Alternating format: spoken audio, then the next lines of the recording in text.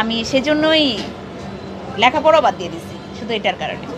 আচ্ছা, 5 পর্যন্ত আপনি 5 পর্যন্ত লেখাপড়া করে এই পর্যন্ত এগিয়ে আসছেন, এটা একটা বিরাট একটা ব্যাপার।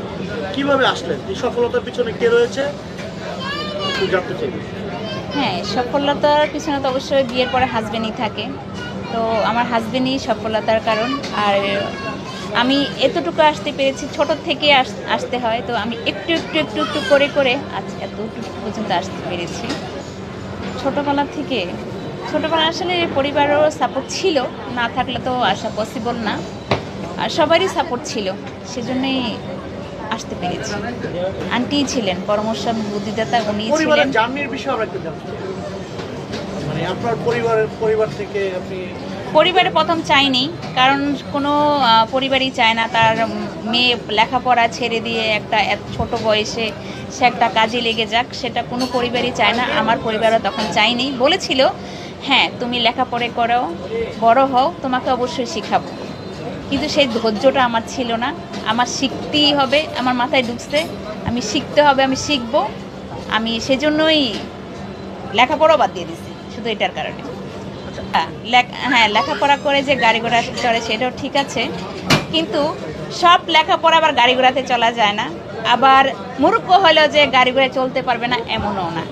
আমি যেটা করেছি এটাও কিন্তু একটা আপনার কেরিয়ারের মতো, কারণ আমি একটা ভালো কিছু শিখছি যেটার উপর আমি ভিত্তি করে দাঁড়াতে পারবো।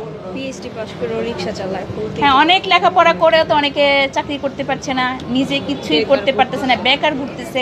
তা আমি লেখাপড়া না করে আল্লাহ রহমতে আল্লাহ আমার ভালো জায়গায় আছে।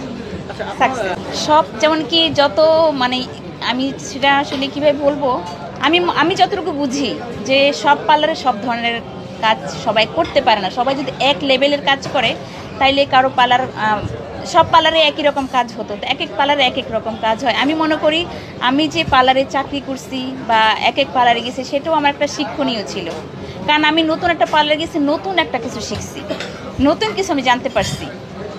এরকম কোনো কথা শুনতে হয়নি, কারণ শুধু এতটুকু বলতো ছোটো মরিচে নাকি ঝাল বেশি। তো আমি ছোট ছিলাম ঠিকই, কিন্তু আমার কাজ খুব ভালো ছিল, আমার কাজের প্রশংসা সবাই করতো, আবার সবাই আমার কাজকে অনেক বেশি ভালোবাসতো। কোনো স্মৃতি আমার নেই।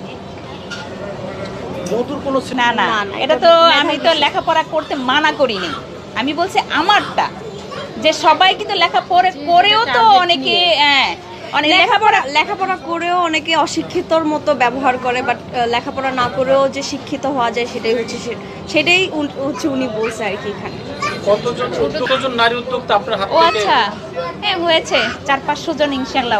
কেমন লাগছে নিজেকে সফল নারী হিসাবে? অনেক ভালো। যারা ভবিষ্যতে আসবে তাদের উদ্দেশ্যে আপনার কি মেসেজ আছে একটু বলে দেন। সবাই আশা করি এরকম ভালো কাজ করবে, শিখবে, তারাও এরকম প্রতিষ্ঠিত হবে, তারাও এরকম স্বাবলম্বী হয়ে কিছু একটা করবে সংসারের জন্য বা নিজের জন্য।